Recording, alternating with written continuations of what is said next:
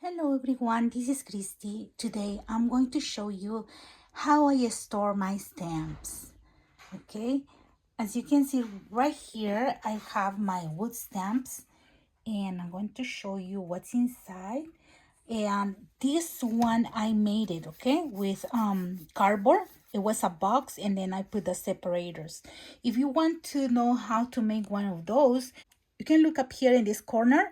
There is a card that will lead you to the tutorial of a box similar to this one. It's not the same size. I don't give size because depends of the size of the box that you have and the size of the containers that you're going to use. See, for example, right here I use this one, the Ferrero Rocher, and I put inside all my wood stamps. And as you can see right here, okay, these are all my wood stamps. I'm going to show you very fast, okay, everything that I have.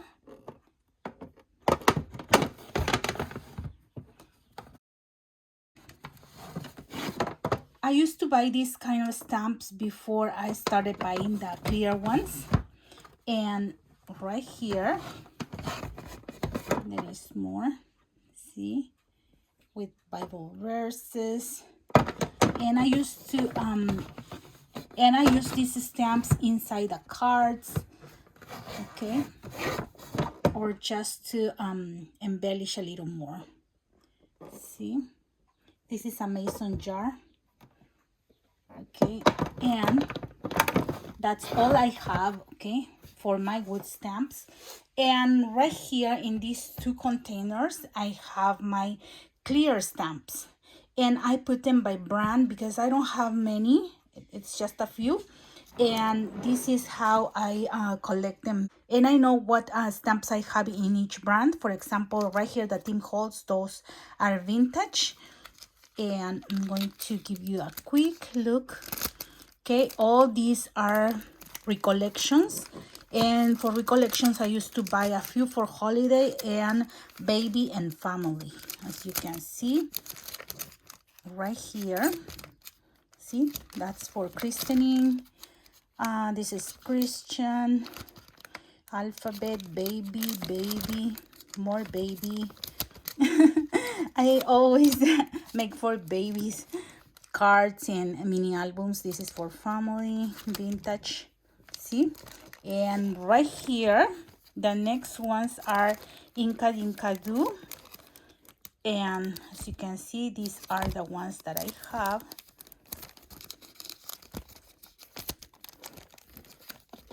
And then I have Forever in Time. There is a local store where they have a few stamps. They don't have it anymore, but I bought all the ones that they have, and they are inexpensive. So I just bought just in case I need to use them. I didn't use them yet. And right here I have some that are different brands. For example, this one, the Seven Gypsies, Stampology, Scrapbook.com. So it's a few of them. And then I have these two that were gifted to me, and this is Crafter's Companion, and these are stamps for embellishments, see. And then I have Fiskars. I used to buy Fiskar stamps at Joann's, so I have a few that were in clearance. See, all these are Fiskars, and this is the one for coffee. And then these are TPC that I bought at Joann's as well a long time ago. See, and these are for hobbies. I used to buy those for hobbies, just to make embellishments, because you can stamp, color, and fuzzy cut and make your own embellishments. Then this is an alphabet. I'm sorry for the glare. And then I have a few of Stampendos, and then Sandy Lion, okay, a few for baby, and some more that are different brands, okay, one of each brand. And that's it. And these are my clear stamps that I have in these containers, but I also have these 3 binders, and I'm going to show you this one on that table because I want to share with you, okay, how I put them in the binder. And these are my mini stamps, my large stamps, and my gorgeous dolls, okay, my collection. So I'm going to the table with these 3 binders and show you. And I also have my Julie Natin dolls, but those are in a big container because those stamps are thicker and they don't fit in a binder. So I'm going to show you that too, okay? And here is the binder of my mini stamps. And for this one, okay, I'm gonna show you. I use these sleeves that are for collecting cards, and we use it for pocket letters as well. So I put the small stamps there. I used to buy a lot of these mini stamps, okay, when I started crafting, but I don't anymore. So this is the only binder I'm going to keep. And behind each sleeve, I have a paper. This is copy paper, okay, so you can see better, okay, what stamps do you have. So I just go through it like this, see, and some of them are clean stamps, but because they are small, I keep them up here too, okay. So as you can see, I have all these, okay.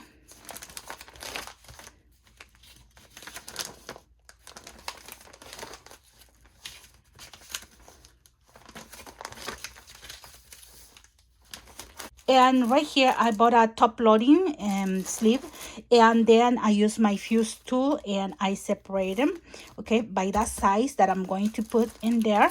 And I did it like this because this one, they didn't have a package, okay, to keep it with the other ones. So I had to put it up here, and same as this one because this one were squares and no package, so I put them up here.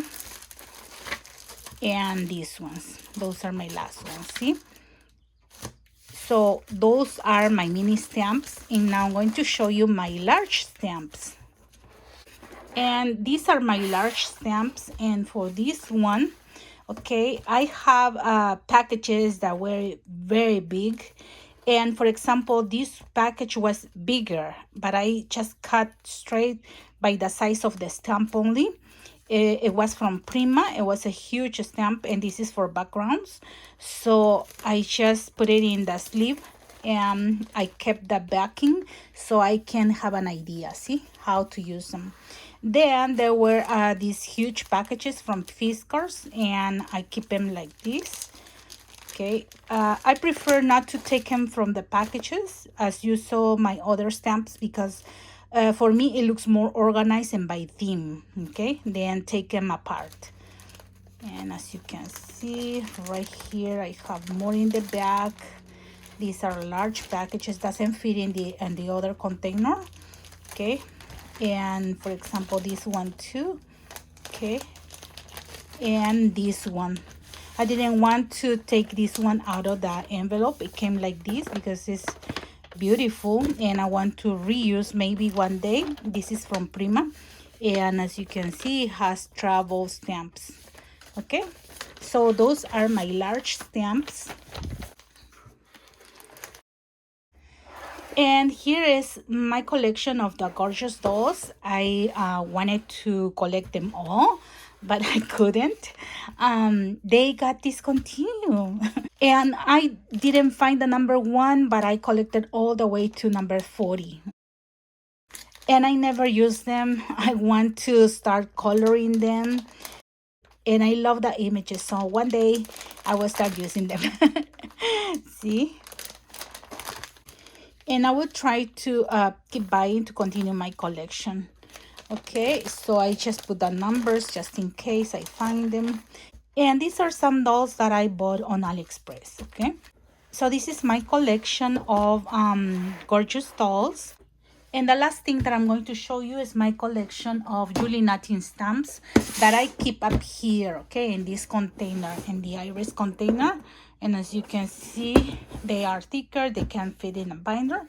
And I'm going to show you. Okay, for example, right here, this is from Dollar Tree, and I pretend to put my dolls in here. So I made a video about this one. Okay, and these are my stamps. This is the last one that I bought. Okay, and here is another one that is stamps and dies. And I like to keep them in the packaging. And this is another one. And this one is new too. See? And then I have some that I bought at Hobby Lobby and other stores. See, I didn't try them yet, but I want to color and use all these stamps. I love them. See, I bought them mostly at Hobby Lobby, but they don't sell it anymore. See, now you can find these dolls online only. And here are some wood veneer that you can color it and use as embellishments as well.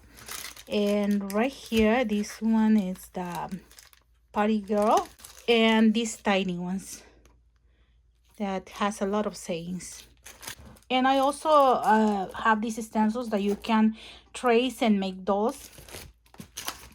And this paper that I bought on a stash, and it has the beautiful dolls in the paper.